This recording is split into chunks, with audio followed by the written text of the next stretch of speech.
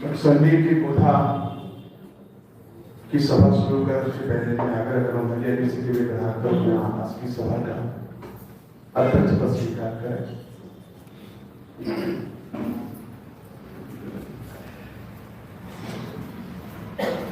26 नवंबर 1976 को जन्मे संदीप जी बचपन से ही बहुत अनुकूल बातों में करे। लगभग 5-7 साल की उम्र से ही उनके पिता उनके माता ने दिन धर्म संस्कार दिए। उसके पश्चात स्मारक में उनका आना हुआ। हमारे शास्त्रीय विद्वान है सुनील जी शास्त्री नागे जो महाराष्ट्र के रहने वाले हैं, उनके द्वारा हमने अध्ययन किया।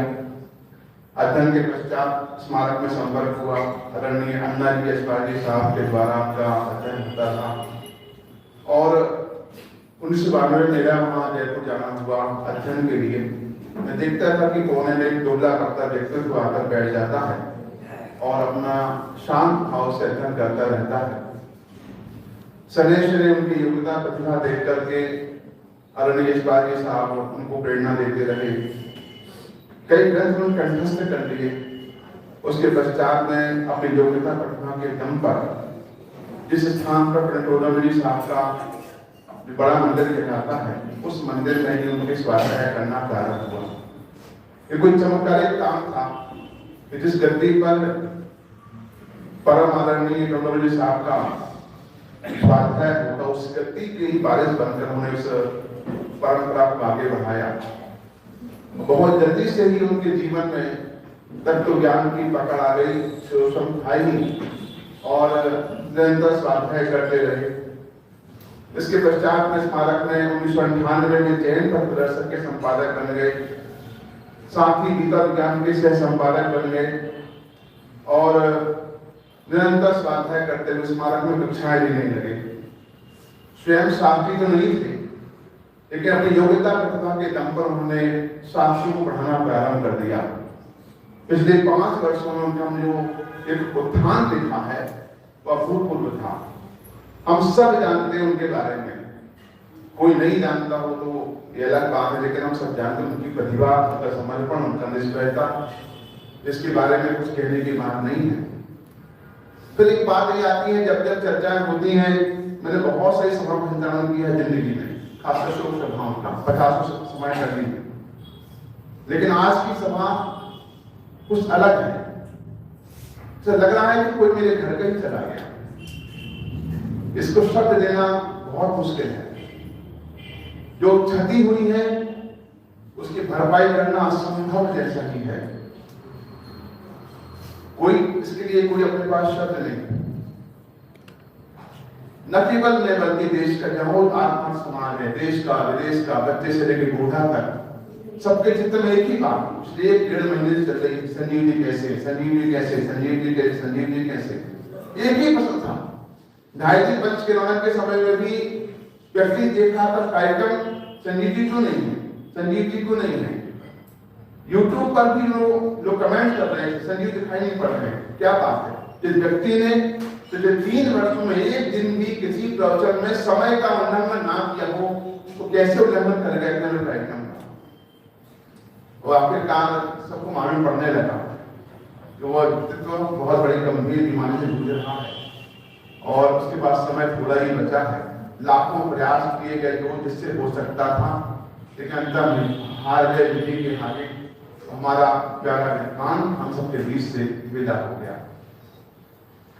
फिर भी बात आने लगती है कि सबको कौन हार थी, योग्यता थी, मध्य प्रयाग में यही निश्चित था, यही समय था, केवल यही देखा था, सबको सब पता है। कौन सी बड़ी बात है। 2 चीजें हैं, एक श्रद्धा की निर्मलता, अभिप्राय में स्पष्टता, और सेकंड चारित्र का राग।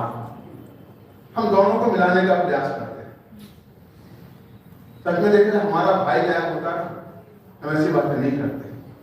हमारा बेटा होता, हमारा भाई होता, हमारा पिता होता, हमारा चाचा का होता, हम ऐसी बातें नहीं करते। क्या है, बहुत आसान है कहना, क्रम यही था।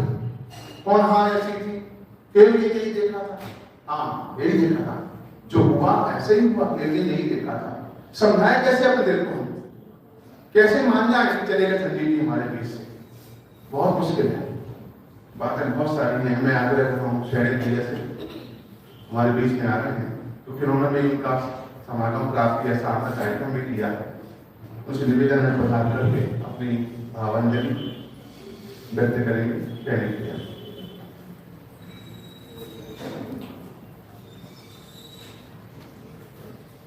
वही जीवन कैसे बनी, जिंदगी नहीं चली, मौत नहीं टली, तो अब क्या करिए? इस पद चले भगवंत वही आचरिए। रोज रात में नींद खुल जाती है 3 बजे के 2 बजे, फिर संजीव जी देखने लगते। अभी भी ऐसा लगता है जैसे कोई वैसे ही चल रही, कोई नहीं, वो नहीं गए।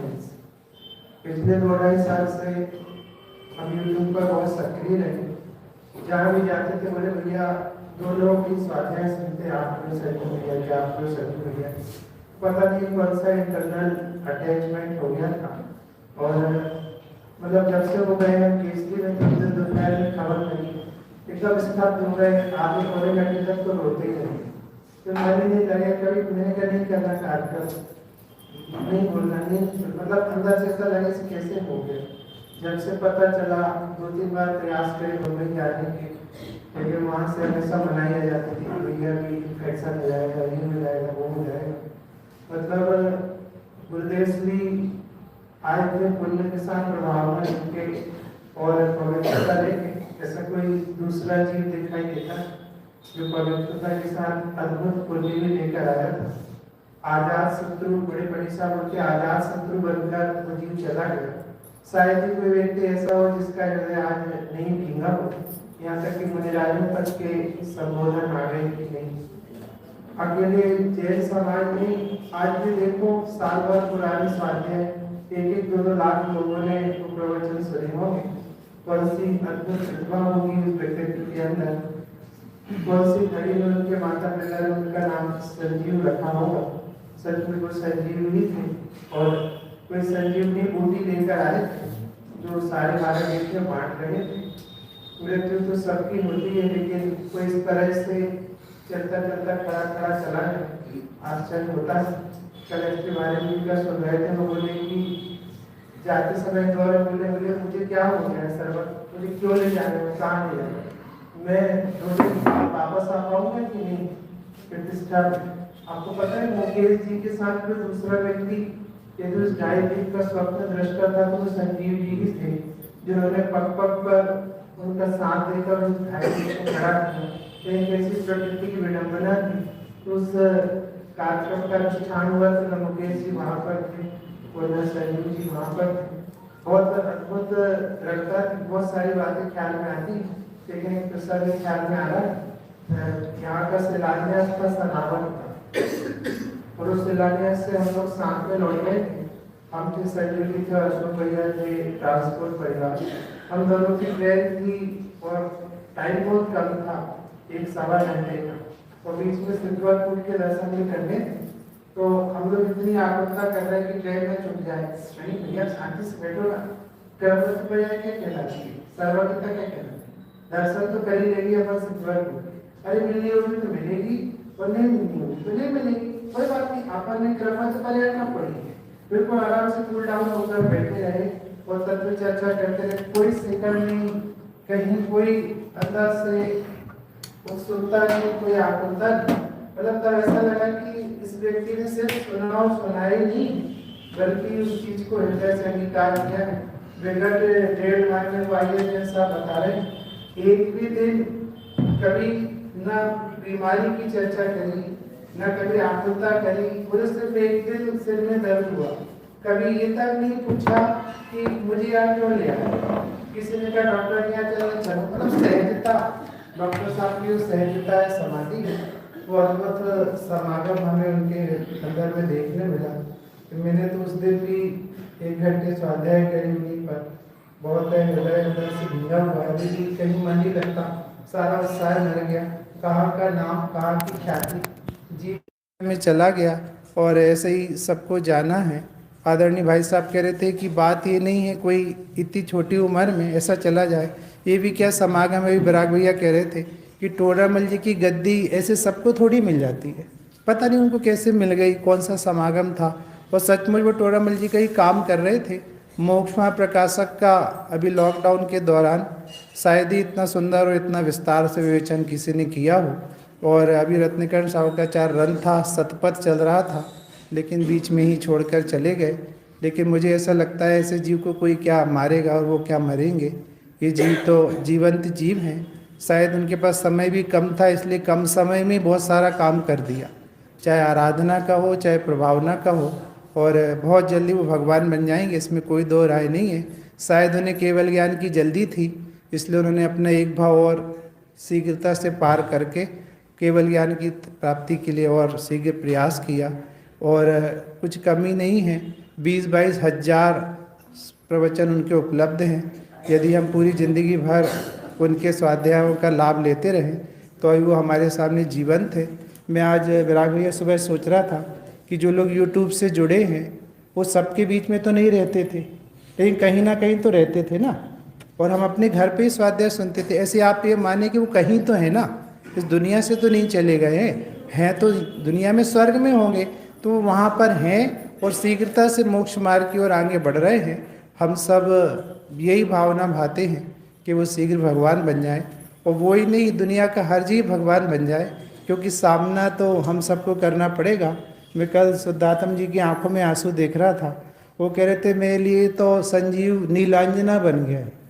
और आपने यदि कोई संकल्प नहीं लिया है तो आज आप संकल्प जरूर ले लें, क्योंकि मैं जानता हूँ समय बहुत बड़ी मरहम होती है। अच्छे अच्छे घाव भर जाते हैं, आप 4-6 दिन भीगे रहेंगे, फिर वही विषय, फिर वही कसाय। इसलिए हमें दृढ़ता से प्रतिज्ञा लेनी चाहिए।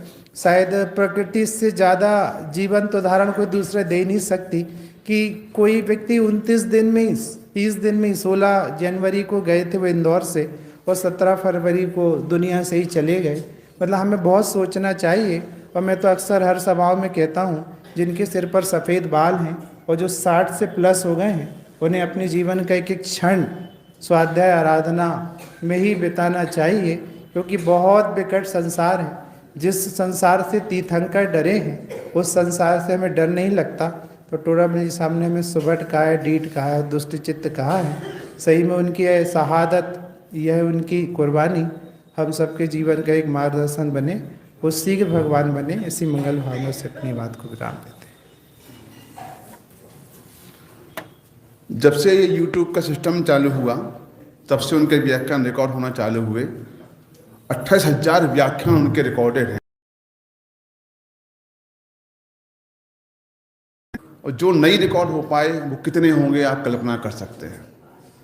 जिनमें 3-3 समय, 4-4 समय, कोई ने कहा और तैयार, कोई ने कहा तैयार, लाख बार समझाया धीरे बोला करो, धीरे बोला करो, धीरे बोला करो, समय कम दो, कोई चिंता नहीं।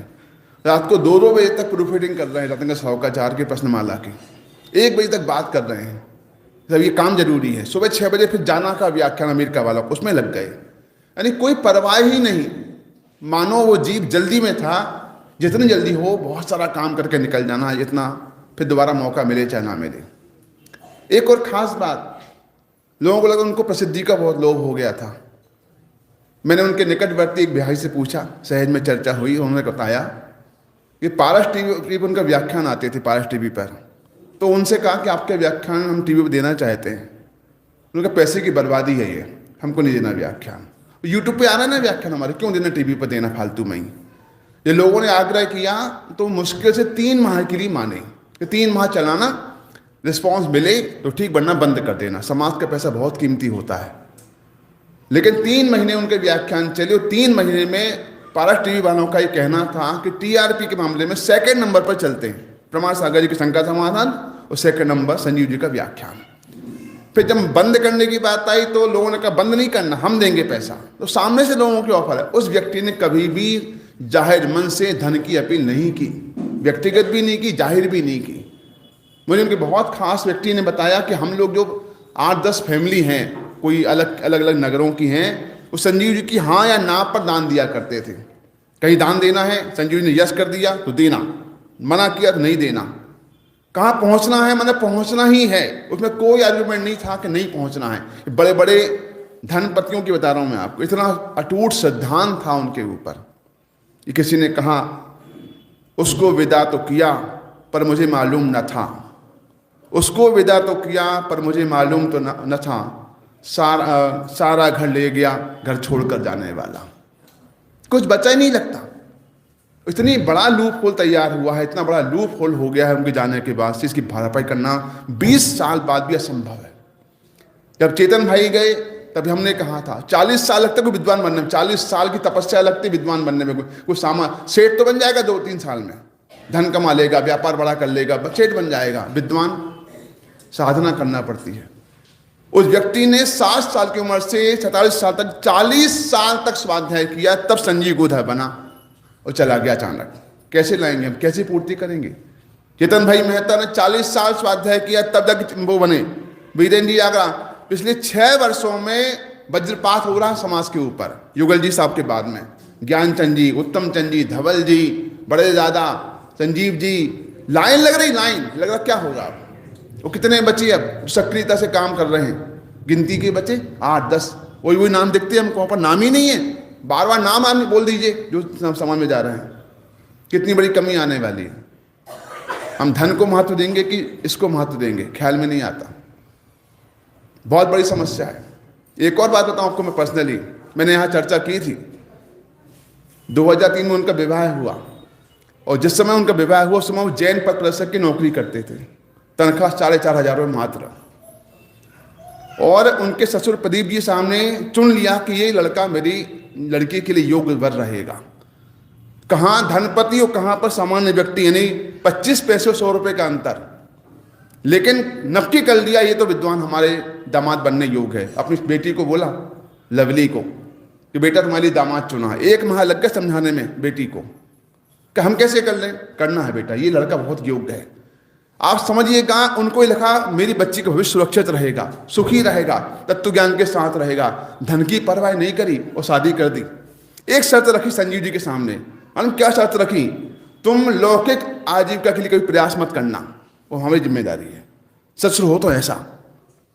आज सब उल्टा मामला है। धन दिखता है पहला पैसा वाला कितना है, पैसा वाला दहेज भी चाहिए और लड़का भी धनवान चाहिए, तब शादी में शादी नहीं करते। लड़का योग्य है, शिष्टाचार वाला है, तत्व ज्ञान से संपन्न है, स्वाध्याय करता है, अभक्ष का सेवन नहीं करता है, जनाचरण का पालन करता है, ये तो कोई गुण रहे ही नहीं। ये सीखने लायक बात उनसे है, संजीव जी के ससुर साहब से। बहुत सारी बातें हैं। और जब हम उनकी शादी मैं नहीं कराई, उनके फेरे हम नहीं कराए, ये भी सहज संयोग रहा। 2003 में कितना बात चल मुझसे कहते थे तो भाई साहब मुझे क्यों बोलते हो, तो अपन दोस्त थे। हमने कहा भाई साहब आप मुझसे 8 दिन बड़े हो। 26 नवंबर का आपका बर्थ है, 4 दिसंबर का हमारा, 8 दिन ही बड़े हैं बस हम। आप मेरे भाई साहब जैसे तो हुई। और गले लगाते थे जब मिल जाते थे, ऐसा निकट लगता कि कोई हमारा सगे से ज़्यादा प्रेम इतना उनसे मिलता था। और मुझसे बोलते थे ये बहुत सारा काम करना। जब मुझे ब्रेन स्ट्रोक हुआ 21 सितंबर को, तो उनको बहुत आकुलता हो गई। उन्होंने स्वस्ति को 3 फोन लगाया कि कैसे हैं, कैसे विराग जी कैसे हैं। उनको चैन नहीं पड़ी, मुझे एक बार बात करा दो उनसे। फिर वीडियो कॉलिंग किया, मुझसे बोले विराग जी घबराना नहीं, हारना नहीं, अपने को बहुत सारा काम करना है, बहुत प्रभावना करना, मिलकर करेंगे प्रभावना अपन लोग, जल्दी नहीं हारना, वापस आना है। हमने भाई साहब वापस आऊंगा, जल्दी वापस आऊंगा। क्या पता था कि मुझे वापस लाना व्यक्ति खुद चला जाएगा।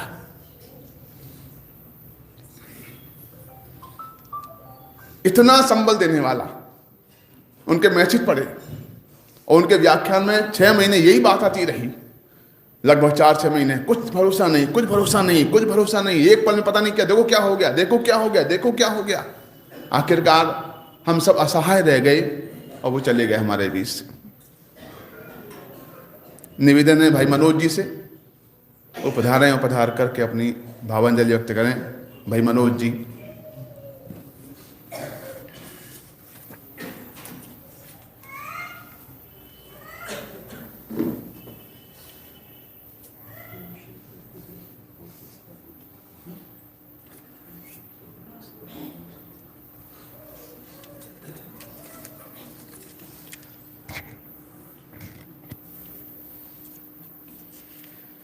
जिसके श्रृंगारों में मेरा यह महंगा जीवन घुल जाता, अत्यंत अशुचि जड़ काया से इस चेतन का कैसा नाता।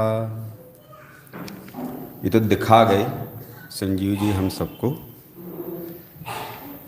संजीव जी का अवसान नहीं हुआ है, जिनवाणी के एक वक्ता का अवसान हुआ है। और ऐसा वक्ता जिसके पास केवल ज्ञान ही नहीं था क्षयोपशम, पुण्य प्रभावना योग भी था कि सारा जगत निर्दोष भाव से सुने, निर्दोष निरूपण हो, और साथ में ऐसा प्रभावक व्यक्तित्व हो कि कोई देखते साथ पहली बार में ही प्रभावित हो जाए। तो ऐसे वक्ता का चले जाना, यानी एक बात याद आती है भैया जी की हमेशा, कि बोले जब फूलचंद जी सिद्धांत शास्त्री साहब यहाँ आए थे लाड़गंज मंदिर में जबलपुर में, तो उस समय उनका सम्मान किया गया था। तो एक बात वो बोल करके गए कि बोले ये मेरा सम्मान नहीं है, जिनवाणी का सम्मान है ये। और इसीलिए आज संजीव जी चले गए तो हमको जो कमी खल रही वो संजीव जी की नहीं, उनके व्यक्तित्व की कमी खल रही है। जो जिनवाणी की सेवा में रत था, उसकी प्रभावना में रत था, उसके बताए आराधना में रत था। वक्ता तो बहुत हैं पूरे देश में, बहुत वक्ता हैं, हमारे पास भी हैं, अर्थात गुरुदेव के प्रभावना योग में भी हैं, मित्र पक्ष में भी हैं। लेकिन प्रभावना कैसा ज़बरदस्त है योग, और साथ में निर्दोष निरूपण, जो तत्वज्ञान आचार्य कुंद कुंद देव से चला आया, भगवान महावीर का, तीर्थंकर भगवंतों का, पूज्य गुरुदेव श्री से होकर के, उसका बिल्कुल निर्दोष रीति से निरूपण होना, कितनी सरल शैली में, प्रभावक शैली में, कि सारा जगत सुने। और एक नहीं, जितने विषय हों आप उसके ऊपर चर्चा कर लो, जितने विषय हों, चारों अनुयुगों के विषय, अनेकानेक विषय, कितने सारे विषयों के ऊपर। उनकी पीएचडी मालूम है आपको किसके ऊपर थी? किस किस क्या सब्जेक्ट क्या था पीएचडी का? काल। जिनवाणी में जो 6 काल बताए गए हैं, वो काल के ऊपर उनकी पूरा डिटेल निरूपण था। इतना पूरा विषय तो इतना छोटा सा लगता है, लेकिन कितना उसके ऊपर उन्होंने निकाला जिनवाणी में से, पूरा उस पूरे काल के ऊपर, कण्णानुयुग के ऐसे विषय के ऊपर, और कैसी गंभीरता से उसका प्रतिपादन भी किया उन्होंने कि सारे प्रश्नों का समाधान उसमें मिल जाए। बहुत, जब ये लॉकडाउन में अनेकानेक संगोष्ठियाँ हुई यूट्यूब पर अनेक संस्थाओं के द्वारा, तब बहुत सारी संगोष्ठियों में मैं उनके साथ में था। उनका वक्तव्य बाद में होता था, तब सारे विषय जो अनेक वक्ता अपने अपने विषयों के ऊपर बोल रहे हैं, सबको थोड़े से व्याख्यान में समेट देना, सारपूर्ण तरीके से बता देना, और सबके व्याख्यान की प्रशंसा करते हुए फिर वो कोई कमी रह गई तो उसको बता देना। सचमुच में कितना विशद ज्ञान काम करता था, और कैसे एक वक्ता को सारे विषयों को लेना चाहिए, सारी बातें हमने देखी। अभी 10 लक्षण पर्व में मैं सैलू में था, और उसके बाजू में औरंगाबाद है महाराष्ट्र में, जहाँ पर वो थे। तो आखिरी दिन उत्तम क्षमा धर्म के दिन दोपहर में उनका फ़ोन आया मेरे पास में। एक दूसरे के साथ है, हम लोग ने आपस में चर्चा की, उत्तम क्षमा की बात की, और फिर कैसा क्या प्रभावना का है उसकी चर्चा हुई सुंदर। उस समय किसे मालूम था कि ये फ़ोन पर उनके साथ में ये आखिरी वार्तालाप होगा। उसके बाद से ना कोई मुलाकात होगी, ना कोई ऐसा वार्तालाप होगा। उसके बाद एक बार और हुई, हाँ, वो एक पुस्तक का काम मुझे सौंपा गया विधि विधान के संबंध में, तो इसके ऊपर काम मैं कर रहा हूँ, तो उसके बारे में मुझे उनसे कुछ चर्चा करनी थी। मैंने कुछ मैटर भेजा था, तब फिर मैंने फ़ोन लगाया, उनसे चर्चा की, उनके सुझाव उस बारे में मैंने लिए। और बस देखते ही देखते कैसा एकदम कि सूरज चढ़ ही रहा था कि अचानक से काले बादल आ गए, ग्रहण लग गया। फूल खिल ही रहा था कि खिलते खिलते तूफान की हवा आई और वो पूरा झड़ गया। कैसे शुभ्र चांदनी खिली हुई थी कि बादलों ने उसे तिरोहित कर दिया। ऐसी संजीव जी का ऐसा जाने का प्रसंग बना। विराग जी ने बिल्कुल सही कहा कि आगे 20 क्या 30-40 वर्षों तक भी कोई ऐसा प्रभावक व्यक्तित्व मिलना तो संभव नहीं है। कुछ लोगों की भले ही सोच हो कि वो क्या वे बहुत इतनी सरल कर देते थे, तत्व ज्ञान लोप हो जाता था, लेकिन ऐसा नहीं था। वो जो गुरुदेव श्री ने तत्व ज्ञान दिया बिल्कुल दृढ़ता से उनकी वाणी में आया, उसको लेकर के कभी कोई समझौता हुआ नहीं, उसको लेकर के कभी कोई ढील नहीं आई। पूरा तत्व ज्ञान का जो जोड़ था वो पूरे उनके किसी भी विषय में ले लो तत्व ज्ञान का जोड़ था। और ऐसे वक्ता के अभाव होने पर सचमुच में उस योग को विराम लगा है, जिससे निर्दोष प्रभावना सालों साल तक केवल हमारे पक्ष में नहीं मित्र पक्ष में भी जोरदार हो रही थी। उस योग को विराम लगा है जिसका अवसान है। लेकिन गजब बात यह है कि जाते जाते भी संजीव जी शिक्षा अनुपम दे गए। बोले नहीं पर मौन रहे, बस वैराग्य हमें भी सिखा गए, वैराग्य हमें भी जगा गए। सचमुच लगता है पंचम काल हुंडाओ सरपणी जोरा, सीख सिखा गए हमको कर लो हित काल है थोरा। जिन धर्म है जिसको सुहाता निश्चित परमात्म पद पाता, तुम्हें सुहाया सबको सिखाया भगवान शीघ्र ही बनना। चिर अमिट छाप जो छोड़ी वह न कभी जाएगी, देह भले ही ना है परवाणी अमर रहेगी। देते भावांजलि हम है अश्रु पूरित नयनों से, शीघ्र बनो भगवान भावना यही संजोते। जाते जाते भी कितनी वैराग्य की शिक्षा दे गए कि कितना विशद क्षेपशम का ज्ञान हो, यश हो, ख्याति हो, धन वैभव हो, यहाँ तक कि सेवा करने वाले लोग खड़े हों, विलट का शरीर का एक एक कतरा निकाल करके दिन की देह में लग जाए, ऐसी भावना बहाने वाले लोग खड़े हों तैयार। लेकिन जो योग बना है प्रकृति का उसको कोई टाल नहीं सकेगा। आयु के अवसान का समय आ गया, उसको कोई टाल नहीं सकेगा। इसलिए अपना हित कर लो पहले, बस ये शिक्षा दे गए। किसी की परवाह नहीं करो कि क्या होगा परिवार का, क्या होगा इस जगत में बाह्य प्रभावना का, क्या होगा इस क्षेपशम का, कितना घटे बढ़े, क्या यश ख्याति, कुछ भी नहीं, धन वैभव। पहले अपने आत्म स्वरूप को पहचान लो, अपनी आराधना में लग जाओ और फिर बाद में जो होगा तो वो सब योग प्रमाण है। ये शिक्षा अनुपम जाते जाते भी सिखा गए। उनके 1 महीने का जो काल निकला सबको सचमुच बहुत वैराग्य का प्रसंग बना। ये हमारे ऊपर है कि इससे हम कितनी शिक्षा ले लें, कितने अपने आप को जगा लें।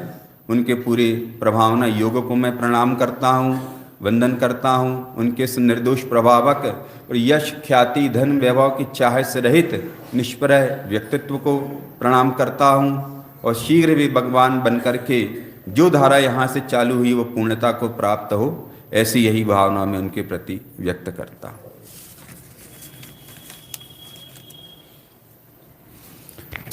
जब संजीव जी मुंबई गए, उनको नहीं पता था मुझे क्यों मुंबई लेके जाया जा रहा है।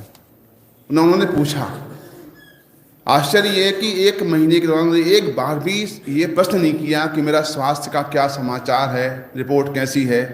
अथवा कोई बताता था तो हम आँख बंद कर लेते थे, और जब कोई तात्विक चर्चा करता था हम अपनी आँख खोल लिया करते थे। विपिन जी जैसे मित्र हों तो मित्र ऐसा होना चाहिए। सच में देखा जाए मित्र वही जो मोक्ष मार्ग की बात समझाए।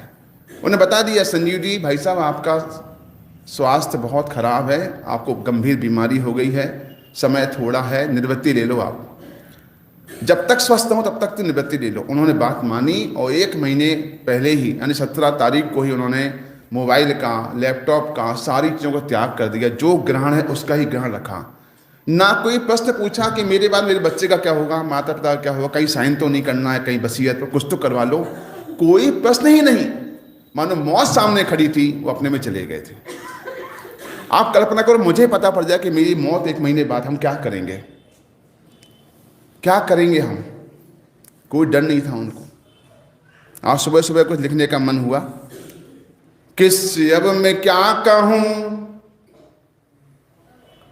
फिर से हम चले गए, किस अब मैं क्या कहूँ, फिर से हम चले गए, बाट जो होते रहे बे तो यूं चले गए, बाट जो होते रहे बे तो यूं चले गए। कहाँ गई वो गर्जना, मिथ्यात्व पर प्रहार था, सत्य का ही पक्ष था, सत्य का प्रचार था। तुम तो मर के जी गए, तुम तो मर के जी गए, हम तो जी के मर गए, बाट जो होते रहे तुम तो यूं चले गए।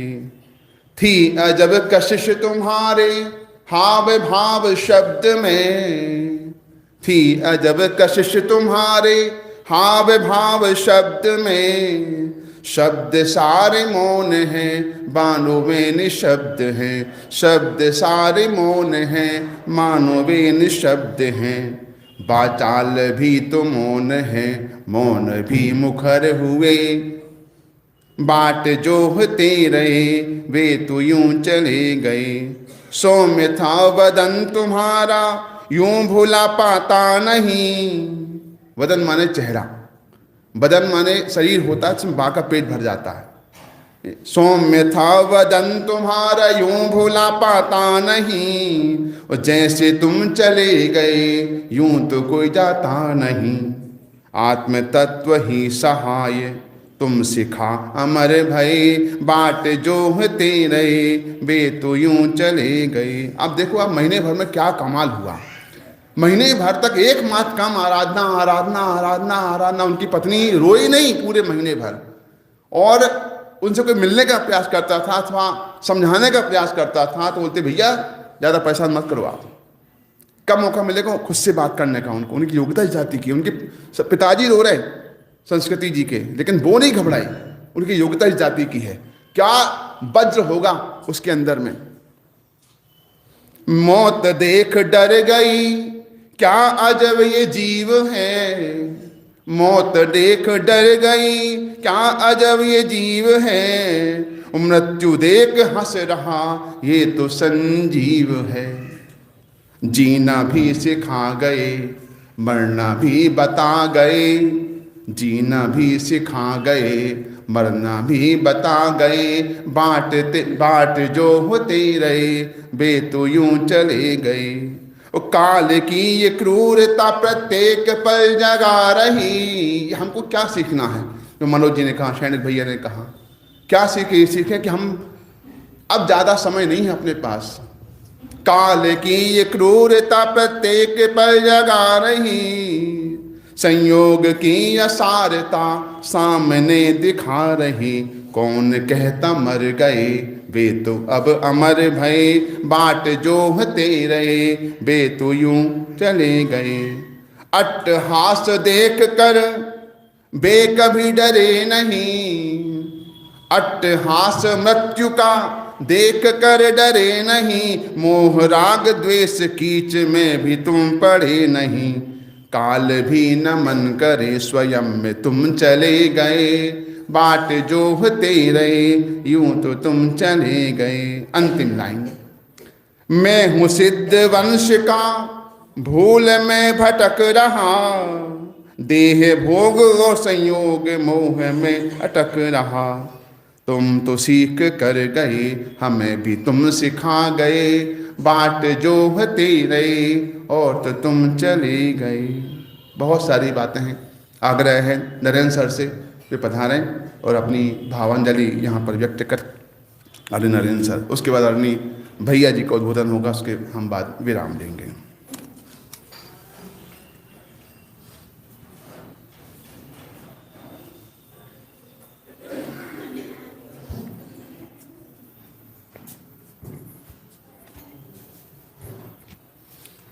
ओम नमः सिद्धेभ्य। क्या कहें संजीव जी के बारे में। हम तो शिविरों में पंचकल्याणकों में सब जगह गए, 40 साल कम से गए। संजीव जी हमारे उनका परिवार जो है, हम हमारे साथ में अनेक जगह 20-20 दिन 18-18 दिन साथ में रहने का हमको बहुत अवसर मिला। हमको तो ऐसा लगता था जैसे हमारे परिवार के सदस्य जैसे ही थे। अभी यहाँ पर भी आए थे, अभी जौनपुर में भी हमारे उनसे काफ़ी देर कम से कम घंटे से घंटे बिमल भाई के यहाँ घर पर बातचीत हुई, और हमको ऐसा लगे नहीं कि जैसे हमारे कोई परिवार से कोई अलग से हमारी किसी से बात हो रही है।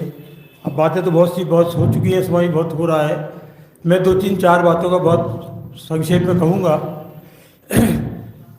उन्होंने 2 विषयों में MA किया, फिर उसके बाद MPhil में वो गोल्ड मेडलिस्ट रहे, फिर उन्होंने PhD भी की। सब बातें आ गई हैं। इतना पढ़ने होने के बावजूद भी उन्होंने इस प्रकार की लॉ की जो पढ़ाई है उसको कभी दूसरों के लिए सलाह देने में महत्व कभी नहीं दिया।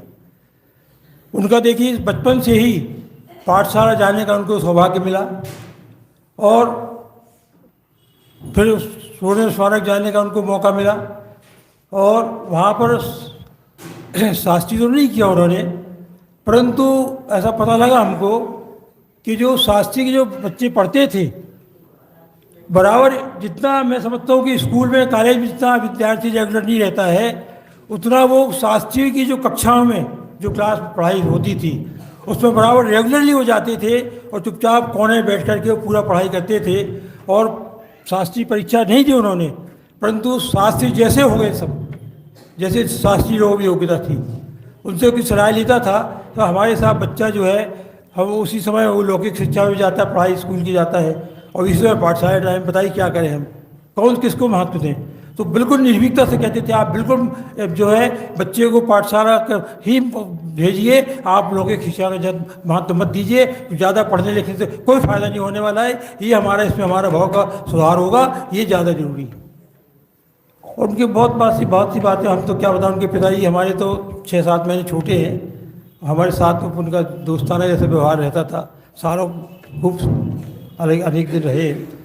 कई बातें उनसे भी सुनने मिलती थी, वो सब भूल भाल गए, नहीं मालूम था कि ऐसा मौका कोई बात करने का आएगा। 2-3 बातें मैं ज़रूर कहूँगा। जो सबसे ज़्यादा पहले उसको बता दूँ कि जब वो बीमार हुए इतने, तो उनकी पत्नी ने, संस्कृति ने, और वो स्वयं भी, उन्होंने इतना बड़ा संकल्प लिया कि भाई मैं चाहे कुछ भी हो जाए, मैं आयुर्वेदिक दवाई का ही उपयोग करूँगा। मैंने आज तक कभी एलोपैथिक का उपयोग नहीं किया है। ये बहुत बड़ी, जब मैं जीऊँ चाहे मरूँ चाहे कुछ भी हो, क्योंकि आयु किसी की घट बढ़ नहीं सकती। ये मुझे अनुकरणीय बात है ये कि भाई अपने को जो है अपना किसी प्रकार की गलत, क्योंकि एलोपैथिक दवाई जानते हैं वो उसको अवक्ष होती ही हैं, तो हमें आयुर्वेदिक दवाई का उपयोग करना है। ये देखिए उनका, देखिए भाग्य उनका देखिए कितना अच्छा था। ये तो बात आ चुकी, संक्षेप में कहूँगा कि जब जिसका जैसा जो होना होता है वैसे उसके निमित्त अपने आप मिलते हैं, अपने आप निमित्त मिलना होते हैं। देखिए उनको ससुराल भी ऐसी अपने आप किस्मत से मिल गई कि ससुराल वालों ने उनको ये बात कही कि आपको हम संबंध करने के लिए से तैयार है कि आप लौकिक पढ़ाई आजीविका जो है इसके बारे में बिल्कुल भी सोचना भी नहीं। वो आप इसकी जो क्योंकि उनकी योग्यता को उन्होंने भांप लिया था, वो इतना योग्य व्यक्ति है और ये बहुत कुछ धर्म के साधन क्षेत्र में कुछ काम करेगा। तो उन्होंने पहले शादी करने पहले शर्त रख दी थी कि आप जो है, आप लोग तो आजीविका के बारे में कोई विचार नहीं करेंगे, पूरा हमारे ऊपर जिम्मा है, आप तो केवल इसी में पूरा करिए। बहुत बड़ी बात थी। और देखिए जो शास्त्री उन्होंने नहीं किया, पर जितने शास्त्री जितने वर्षों में जब तक वो तैयार हुए, उन्होंने सारे शास्त्रियों को बराबर रेगुलरली क्लास ली जीवित रूप से। और डॉक्टर साहब के बहुत परम प्रिय शिष्य थे, वो सबसे परम प्रिय शिष्य। हर चीज़ में उन्होंने उनको आगे बढ़ाया, संपादकी के क्षेत्र में, पढ़ाने के क्षेत्र में। और मैं तो कहता हूँ, मैं भले मैंने 39 साल मैंने भी शिक्षा क्षेत्र काम किया, परंतु उन जैसा अध्यापक मैंने नहीं देखा।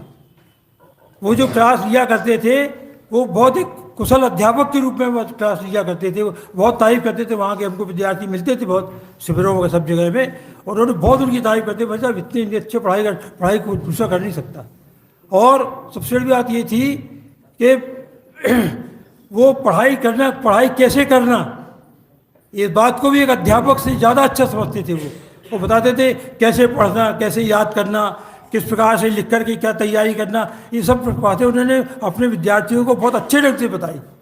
और इसका कारण फल ये हुआ कि जितने उनके जो विद्यार्थी वहाँ स्मारक से जो शास्त्री पढ़ने वाले थे उन्होंने उसका बहुत धार्मिक लाभ तो लिया ही, ये सब जो उनकी जो विधि होती थी पढ़ने लिखने की सीखने की, उसकी विधि को भी उन्होंने बहुत अच्छी से सुधार किया, बहुत अच्छे समझाया। उनकी ओजस्वी वाणी तो थी, ओजस्वी उनका आकर्षक व्यक्तित्व था ही, उनका समझाने का ढंग भी बहुत बढ़िया वास्तव था। और तो क्या बोले, हम मैं तो कुछ बातें बोल नहीं सकता हूँ। उन्होंने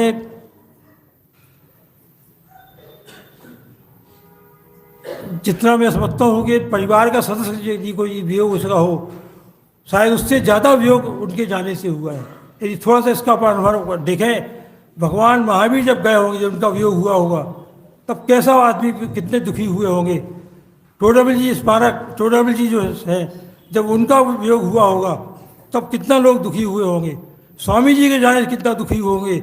मैं समझता हूँ कि उसी कैटेगरी में आज संजीव जी भी उसी कैटेगरी में हैं कि आज मैं नहीं समझता हूँ कि मैं अकेला भी नहीं, सारा पूरा जब मुक्त समाज है, और केवल मुक्त समाज ही नहीं बल्कि मित्र पक्ष वाले भी। देखिए 3 महाराजों ने उनके बारे में उद्बोधन दिए, उनकी भावनाएं व्यक्त की उन्होंने अपने बारे में, और बहुत से महाराजों को ने पढ़ाया है, समझा। तो मैं समझता हूँ कि आज जितने बड़े बड़े विद्वान हैं वो अपने पक्ष तक ही सीमित रह रहे। इक्का दुक्का ही रहे होंगे जो अजैनों पर भी, दूसरे लोगों पर भी, मित्र पक्ष वालों पर भी उन्होंने अपनी गहरी छाप छोड़ी। तो ऐसे बहुत अद्भुत व्यक्तित्व था।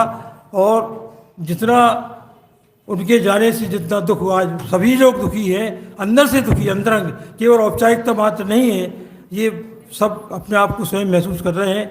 और अब ऐसे व्यक्ति के बारे में क्या मैं अपने शब्द कहूँ, वो उनके विपरीत में भावना अपनी व्यक्त करता हूँ। हमारे श्रेयांश जी हमारे बीच में पधार चुके हैं, जो कि आज के सभा विद्वानों के दृष्टि से ही है, और उनसे निवेदन है कि वे संक्षिप्त में अपनी बात कहेंगे। चूँकि मुझे मालूम है समय हो रहा है, लेकिन कम से कम आज के लिए हम 10 मिनट का समय थोड़ा साहस रखें, धैर्य रखें। और कोई जाएगा लगेगा कोई उनका अनादर कर रहा है, जीव चला गया, तो कम से कम 10 मिनट 15 मिनट उनके लिए और लगे, थोड़ा सा आप साहस बनाए रखिएगा। श्रेयांश जी आ रहे हैं, अपनी बात कहें।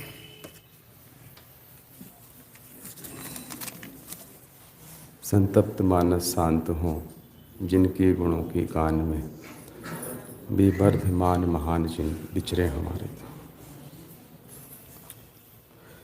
आदरणीय संजीव जी भाई साहब, जब मैं जयपुर से लौटा तो काफ़ी समय तक जबलपुर में विद्वानों का आगमन होता था। मैं सोचता था यार संजीव जी भाई साहब इतने बड़े विद्वान हैं, जबलपुर वाले उनको बुलाते क्यों नहीं। मतलब ये खटक मेरे दिमाग में काफ़ी समय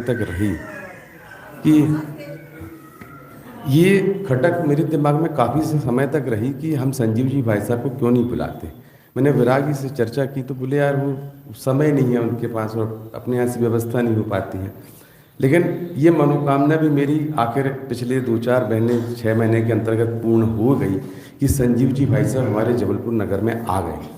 और काफ़ी समय बाद जब मेरा उनसे मिलना हुआ तो इसी स्थान पर, मतलब जहाँ मैं अभी खड़ा हूँ, जस्ट यहीं पे वो प्रवचन करके लौटे और उन्हें जिस तरीके से मेरा हाथ पकड़ा तो मुझे लगा यार इतना प्रेम और इतना वात्सल्य, मतलब आज लगभग मैं 20 साल शास्त्री के हो गए, इतने प्रेम से उन्होंने मेरा हाथ पकड़ के कहा और भाई श्रेयांश कैसे हो। इसके अलावा भी हम कभी बम्बई में काफ़ी समय उनके साथ स्वाध्याय करने का लाभ मिला। लेकिन मैं ये कहना चाहता हूँ बहुत दुर्घटना हो गई कि आज के समय में क्रमबद्ध पर्याय और नयचक्र जैसे विषय को समझाने वाला एक बहुत योग्य विद्वान हमारे बीच से चला गया। क्रमबद्ध पर्याय को जिन्होंने आत्मसात किया, गुरुदेव का वह सिद्धांत जिसने गुरुदेव को जीवित रखा, जिसने डॉक्टर साहब को जीवित रखा और जो संजीव जी गोदा को भी अमर कर देगा, ऐसे क्रमबद्ध पर्याय को सिद्धांत को जिन्होंने पिया, हमने उनसे पढ़ा। और नयचक्र जैसा ध्रुव विषय, डॉक्टर साहब स्वयं कहते हैं कि मुझे मतलब संजीव जी जैसा विद्वान और अभय जी जैसा विद्वान जो नयचक्र को पढ़ा सके, इतने सरल शब्दों में समझा सकें, कोई दिखाई नहीं पड़ता है। इस कमी को पूरा करना बहुत असंभव है। और एक बात और कहना चाहता हूँ, आदरणीय भाई साहब हमारे बीच से चले गए, हमें इस बात का कष्ट नहीं है कि भी हमारे बीच से चले गए, हमें इस बात का कष्ट है कि हमें जैन धर्म से प्रेम है और एक जैन धर्म का प्रचारक हमारे बीच से चला गया। हमें कोई ऐसा व्यक्ति दिखाई नहीं पड़ता जो जैन धर्म का प्रचार इतने सरल, इतने सहज और इतने सरस तरीके से करे। हमारी सभा में नहीं, पूरे देश में नहीं, पूरी दुनिया में वो व्यक्ति दुखी है जिसे जैन धर्म से प्रेम है, जिसे जैन तत्व से प्रेम है। और जिसे जैन तत्व से प्रेम नहीं है ना, उसे सामान्य लगता है। हमें मतलब ठीक है, कोई घटना हुई, अपनी पर्यायगत योग्यता से हुई, केवली के ज्ञान से, यदि केवली ज्ञानी से पूछते कि संजीव जी की आयु कितनी थी, तो शायद केवल ज्ञानी परमात्मा कह देते कि संजीव जी की आयु तो केवल 47 वर्ष की है।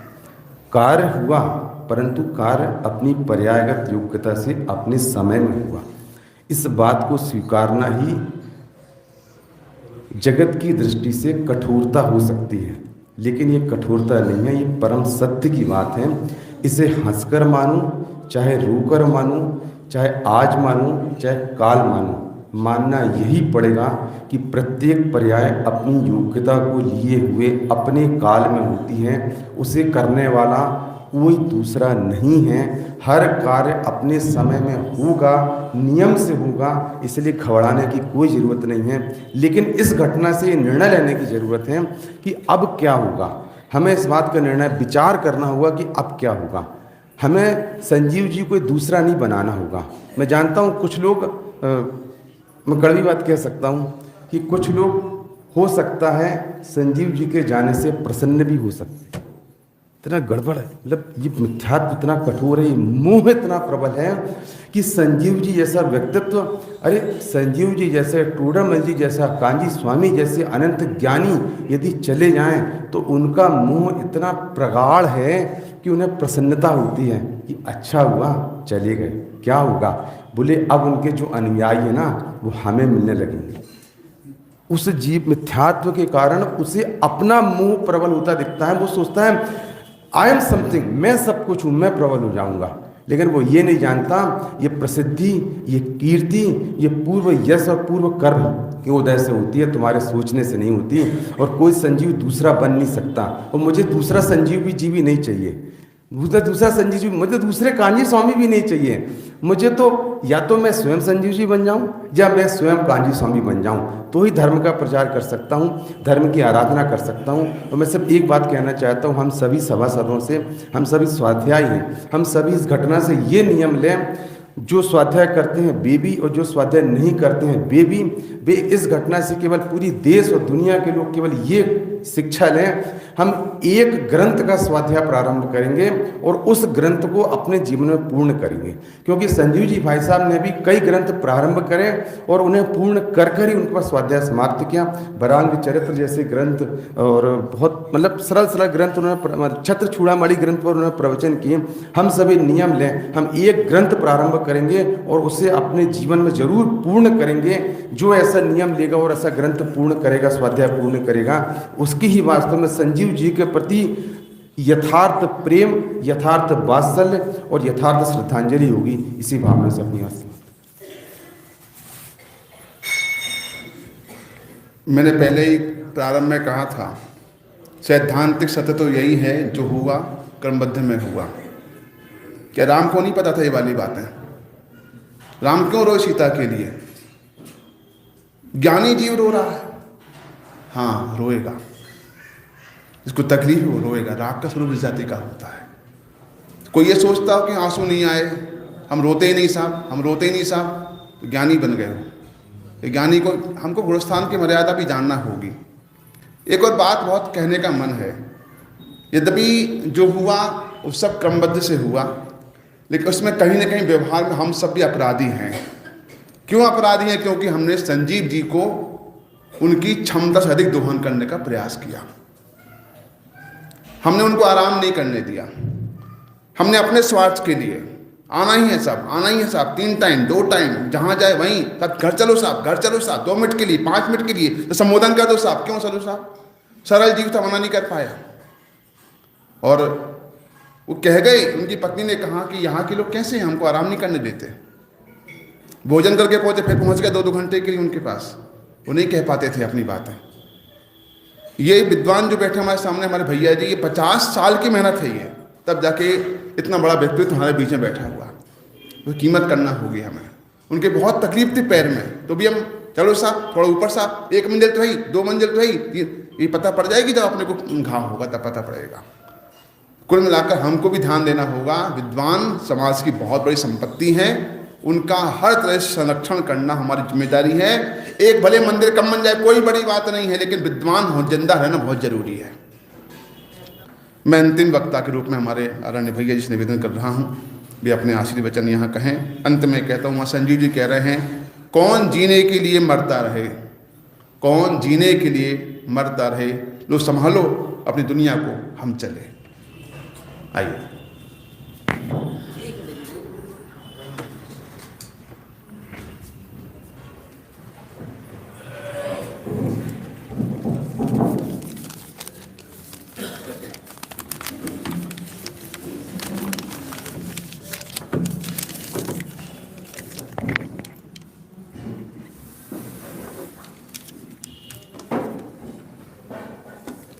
आत्म बने परमात्मा हो, शांति सारे देश में है, देश ना सर्वोदयी मांगे के संदेश।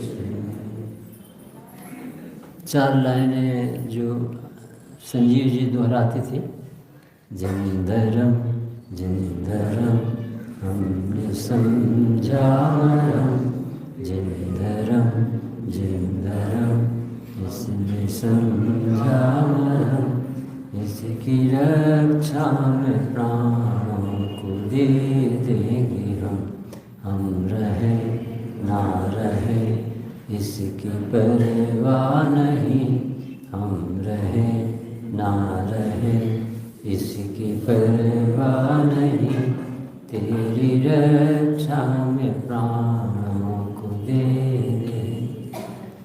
कैसा जीव था, इस तीर्थंकर का जीव होता है तो 3 लोग को प्यारा। एक भी व्यक्ति ऐसा नहीं, नरकों में भी शांति हो जाए, मुनिराज भी खुश होते, इंद्र भी खुश होते, सारा जगत प्रसन्न होता। एक संजीव गोदा कौन नहीं चाहता, अभी अनुभव ने की इतनी अच्छी बात हुई कि संजीव जी को चाहते क्यों से।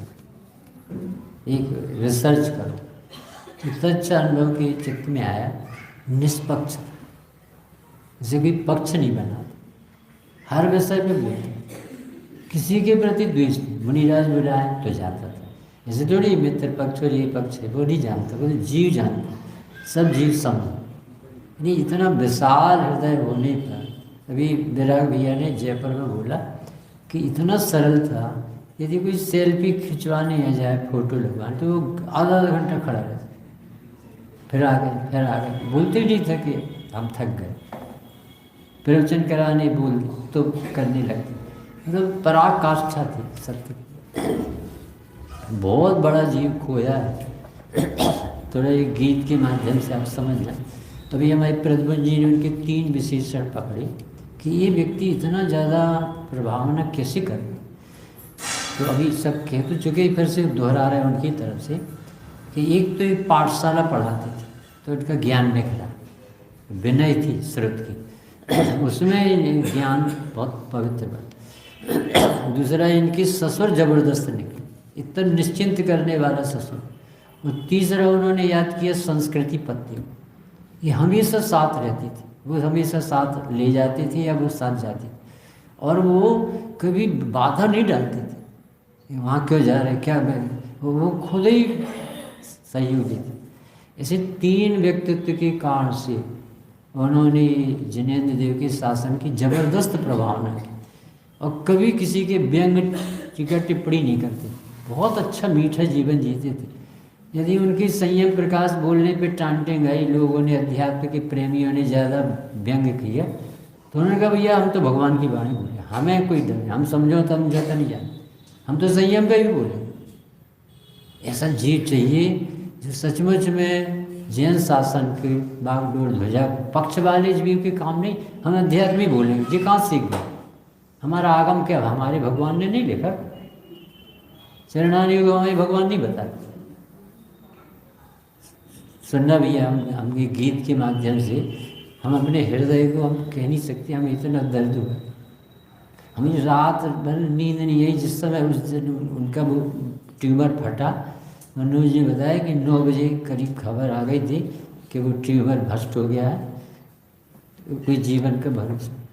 तो वही चिंतन करते करते नींद तो लग गई, और 2 बजे 2:30 बजे उठी तो वो लग ही नहीं रहे। खूब पंडित जी के प्रवचन लगाए, कुछ नहीं, संजीव संजीव दिखे, यानी कैसा जीव। औरंगाबाद में थे वो इस साल, और वहीं से उन्होंने 10 लक्षण के बाद हमारा नाम कह दिया कि भैया को बुलाना है अगले साल।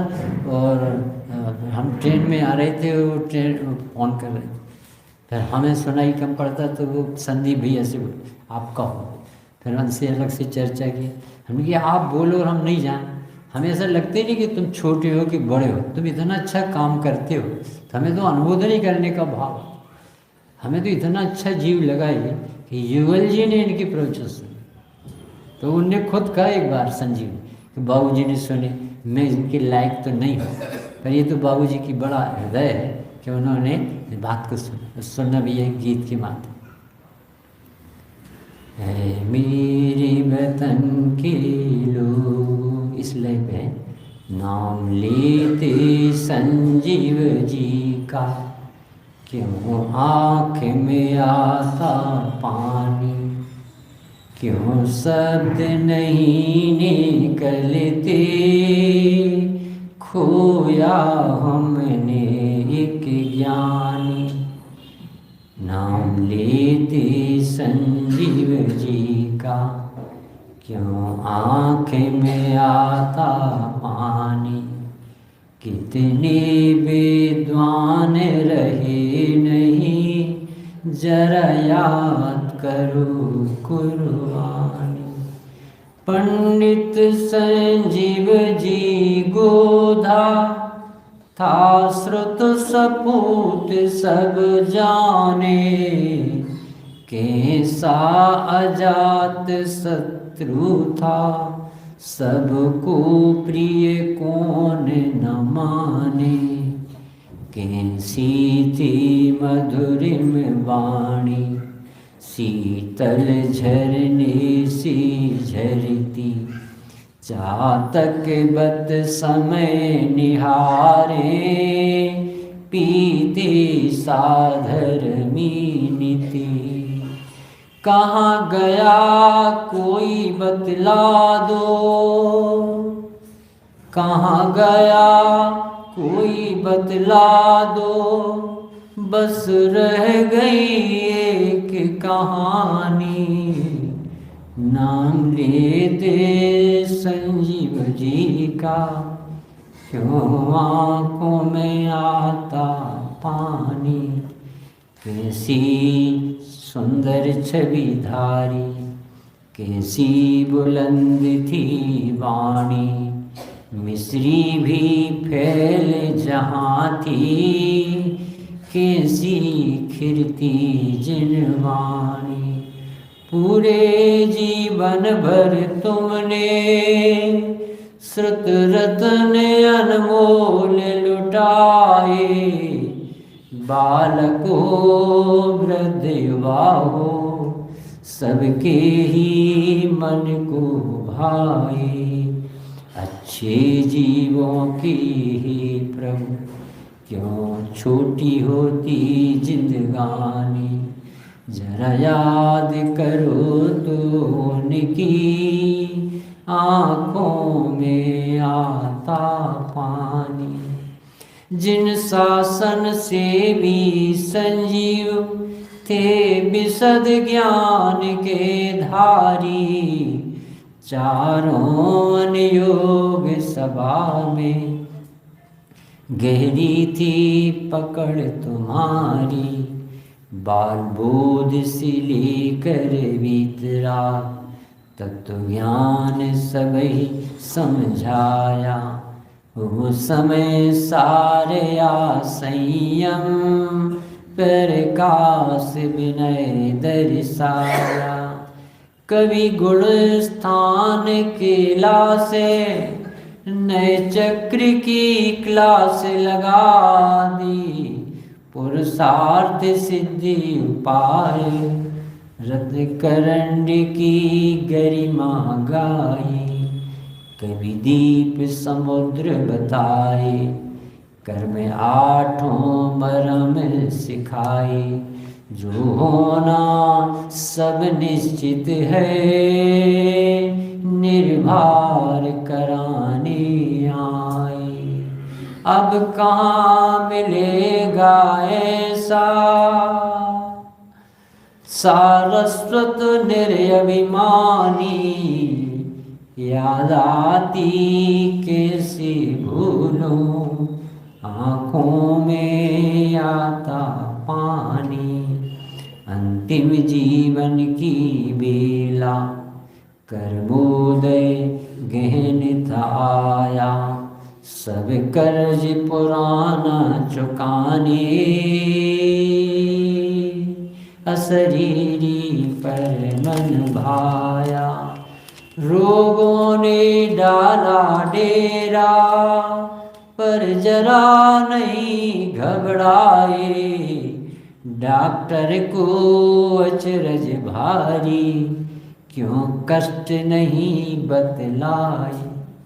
आश्चर्य तो देखो, एक बार भी शिकायत नहीं आई। साहब ने सब बताई वहाँ की रिपोर्ट। कैसा व्यक्ति, हम भक्ति पढ़ते थे तो इसका सेंस चला गया होता तो चैतन्य प्राण से जीवित हूँ, नहीं तो आयु श्वास उच्छ्वास नहीं। तो वे बोले, ये ऐसी बात सुन के तो बहुत प्रसन्न होता।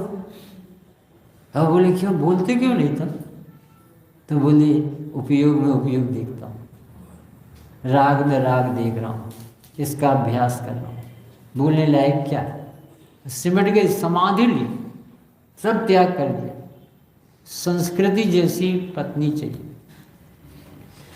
डॉक्टर को अचरज भारी, क्यों कष्ट नहीं बतलाए, अब ज्ञान में ज्ञान लखूंगा, अरे रोग में रोग है बाई, बस भेद विज्ञान करूँगा, यही मुक्ति रीत सुखदाई।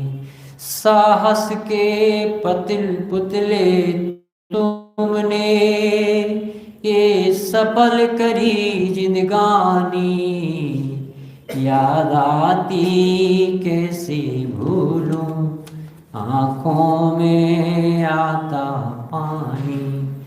प्रदीप किसन गण वाले, कोई ससुर मिले बतलाना, संजीव गोधार हो निश्चिंत, शासन प्रभावना करना। संस्कृत सी धर्मी पत्नी, कोई हो तो हमें दिखाओ, बोली सारी दुनिया में, जिन धर्म ध्वजा फहराओ। संजीव के माता पिता को हम सब बंधन करते हैं, भगवान बनेगा बेटा, दिया जन्म धन्य कहते हैं। प्रवचन है अरे हजारों, हम लाभ सभी अब लेंगे, पाठशाला ने बनाया संजीव, हम पाठशाला खोलेंगे।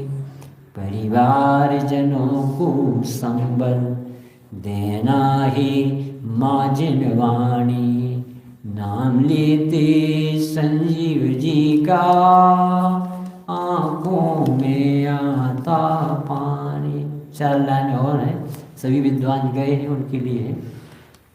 चेतन पंडित थे राजकोट, चेतन जी चले गए तुम, चेतना जगा के हृदय में, चिंतन मंथन जीवन था, जिनवाणी बसती उर में।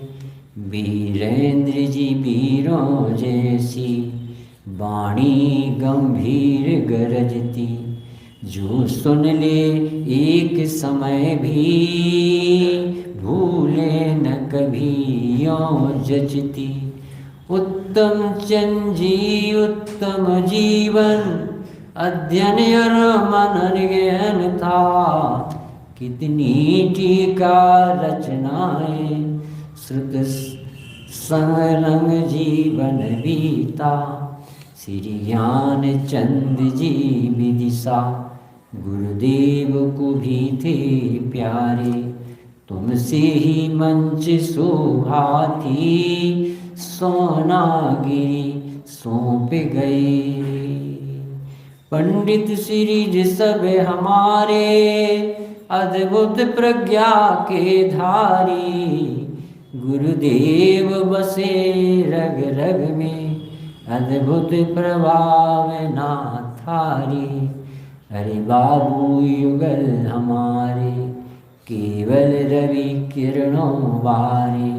सबको थे प्राण प्यारे, श्रुत के थे तुम रखवारे। कितने विद्वान हमारे, गुरुदेव के पास से धारे।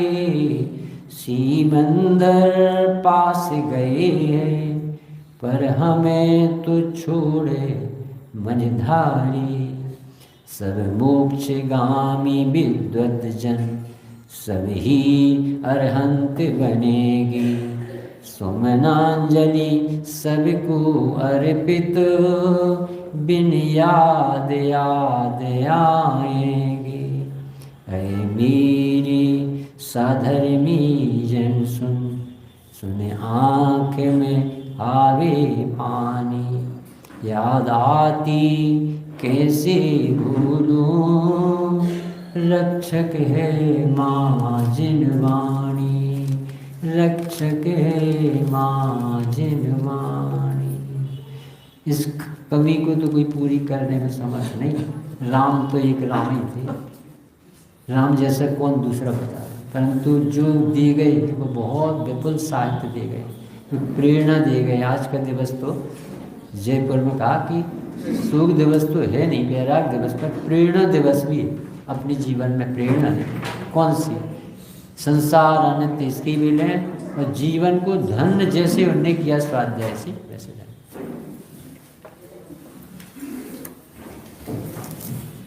अंत में मात्र एक बात और कहकर विराम लेते हैं।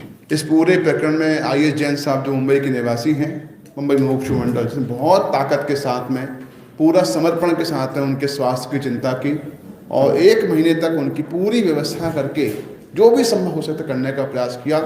इस संदेह इस पूज्य गुरुदेव श्री के पवित्र जिन शासन प्रभावना काल में ऐसे जीव पके हैं, जो साधर्मियों के लिए, विद्वानों के लिए पूरा समर्पण कर रहे हैं, उनको आभार ज्ञापित करते हैं। और हम अंत में, क्योंकि उनकी शांति के लिए क्या कामना करें, वो तो शांति ही है, उनका तो निस्संदेह निर्वाण होना ही होना है। अपने परिणामों में शांति करें, ऐसी मंगल भावना है।